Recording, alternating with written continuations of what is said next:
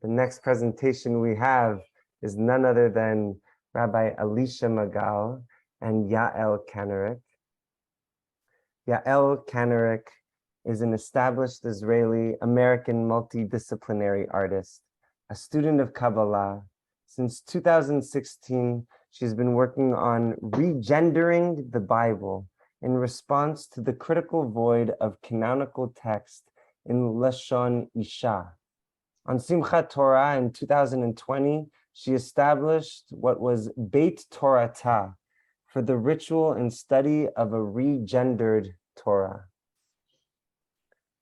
Rabbi Alicia Magal, her partner and co-collaborator, spent 7 years in Israel working at the Israel Broadcasting Authority national television station and as a licensed tour guide for adult and youth groups.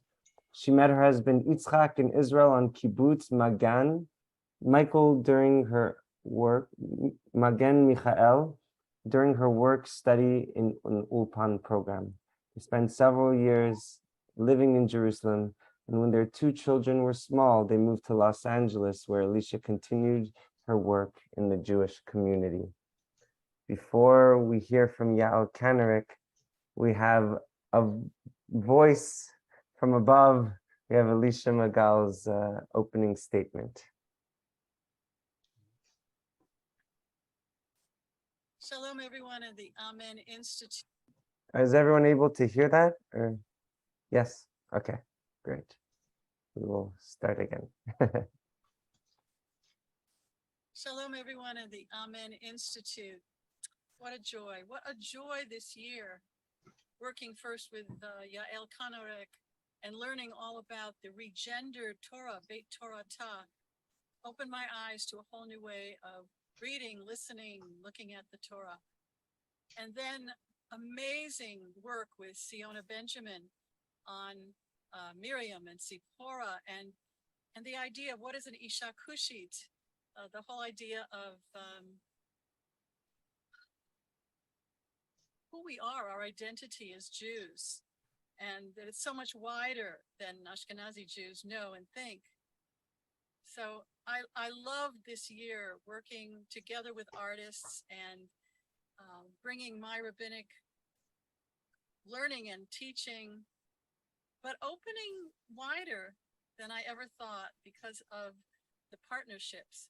So thank you, Dvir, and everyone involved. Thank you. I'm sorry I couldn't be with you, but I'm sending you this message. Shalom. Hope to do another project. Open to it. Bye-bye. Shalom.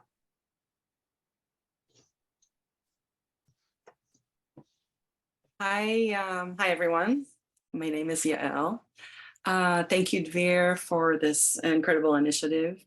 I want to talk a little bit, I'll say a few words about the Regendered Bible and how it actually comes to be.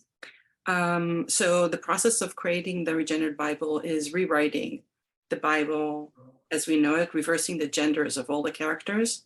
So all the female characters become male characters and all the male characters become female characters. The God becomes a goddess. The name is Elohim, Tehovah Elohim. And so the Parashat Miketz that we worked on is refers to the story of the dream of now Parah. Parah is what we know from Torah, Pharaoh. Parah has a dream and things roll. Tosef, what was Yosef, Tosef is pulled out of the dungeon and Parah asks her to solve the dream. And there's an interesting thing that Tosef says to Parah. And she says to her, Biladai, without me. It's not me who is speaking to you. I'm removing my ego out of this, and what you'll be hearing is what Elohim wants you to hear. The answer is not from me, the answer is from Elohim. So I thought this was a really interesting moment to, it's almost a kind of script of how Tosef, who is in a less powerful position in relation to Parah, is positioning herself to be able to answer her So either two things are suggested here. One is to answer to Parah, I need to remove myself as Tosef, that particular person, and operate as a channel for Tova's message. Or the other thing, and I don't think it's or, I think it's both of these things are happening at the same time, for Tosef to have the power to stand in front of the Parah, she needs to engage Elohim. She needs to have a higher power than Parah in order to be able to stand up to her and for Parah to hear her. So I think these two things are really interesting that they're happening here. So what I did is I centered that in the middle of the composition. And what is around it is the various conversation and the result of what happened is in response to that particular interaction. And I'll read to you some of the language. So one of the Parah says, in my dream, I stand on the banks of the Teor. Yeor became Teor. Ye is the future sound, the future tense in male. Or is light. Te would be the future tense for female. So Teor, future light, generated from a female side. So what I really like about this phrase, and I'll read it to you in Hebrew from our website, ותדבר פרעה אל תוסף, בחלומי הנני עומדת על שפת התיאור. And a midrash on that particular line can be translated as and Parah spoke to Tosef, in my dream, I stand on the language of future light. Sfat, safa is banks, but it also means language. It also means lip. Te'or, future light. So this is an example of what is possible, the kind of new reading that becomes possible in Torah. A few other lines that we never hear in the female form in Torah. And Parah said to her maids and servants, can we find a woman like this, who the spirit of Elohim dwells within her? Verse 39, and Parah said to Tosef, because Elohim has shown you all this, there is no one as sharp and wise as you. And the last verse I'll read to you, verse 43, and she had her ride in a second chariot, which belonged to her, and they called before her, soft mother, Emraka, and she placed her all over the land of Mitzrayim. So Egypt is Mitzrayim in Hebrew. So from Mitzrayim, we arrived from Mitzrayim to Mitzrayim, those who create a narrow place. So now it's women who create a narrow place, or women who are sorrowful. So that's a little bit of Torah and the kind of work that evolved in the conversation between Alicia, Rabbi Magal, and myself. Anybody has any questions? Could be general questions about Torah, her Torah. In your studies with Rabbi Alicia Magal, there was a particular moment that you both shared with one another when the text washed over Rabbi Magal and she saw it with new eyes. Would you care to share us about that moment?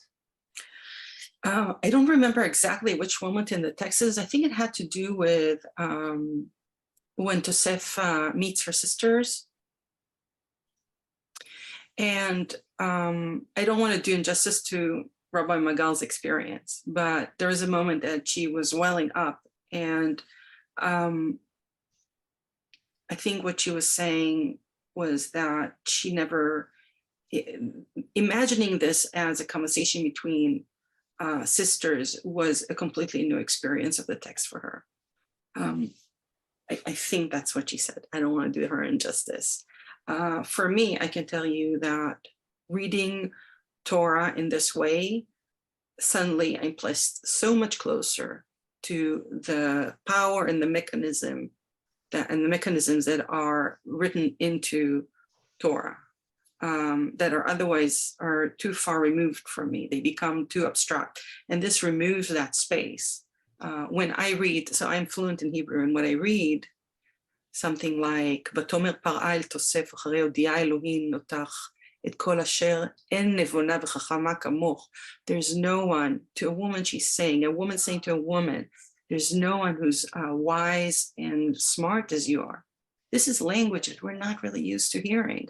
And what we're hoping that Torah will do is, first of all, open a much wider range of emotion and feeling available in women's language.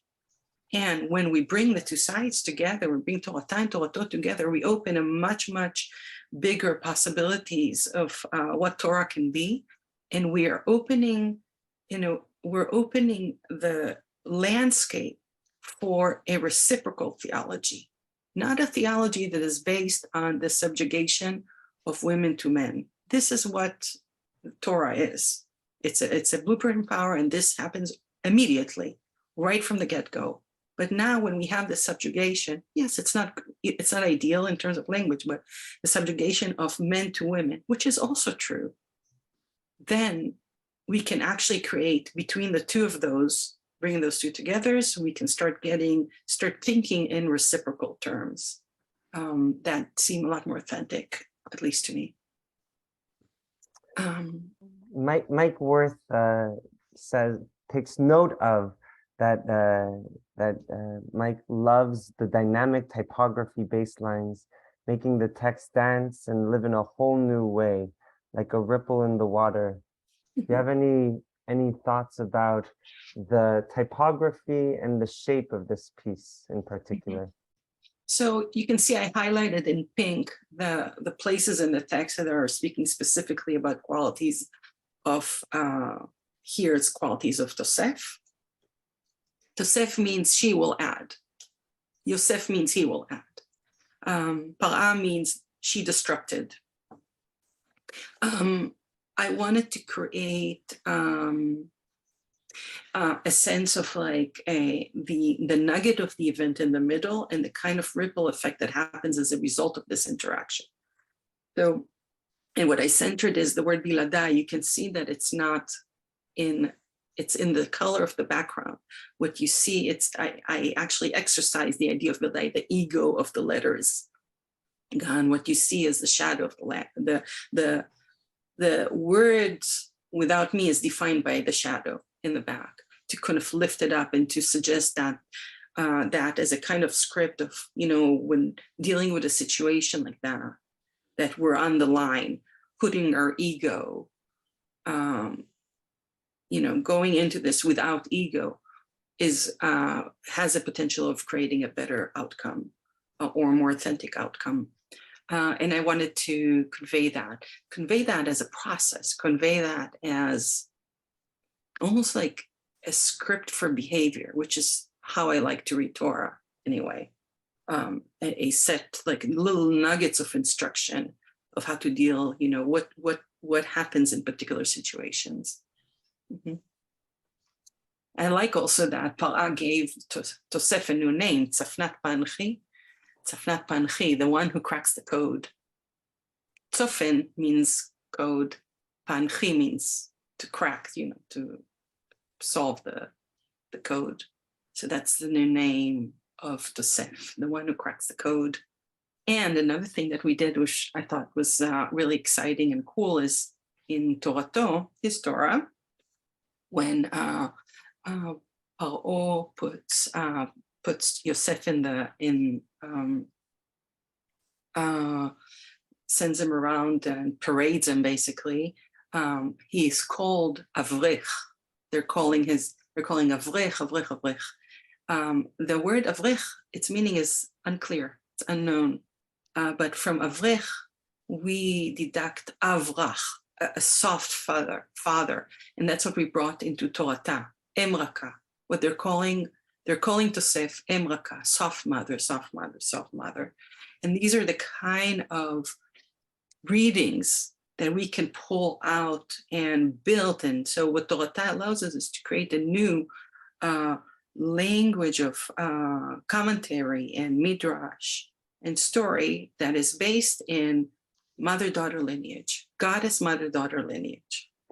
Same stories, but now they're going through the mother-daughter lineage. Mm. Womb, birthing, womb, birthing, womb, birthing, womb. And in many ways, your participation in this project has allowed you to become a code cracker in your own right. So thank you very much for bringing this new insight. And what we see in this conversation is to bring out language that we otherwise wouldn't have seen,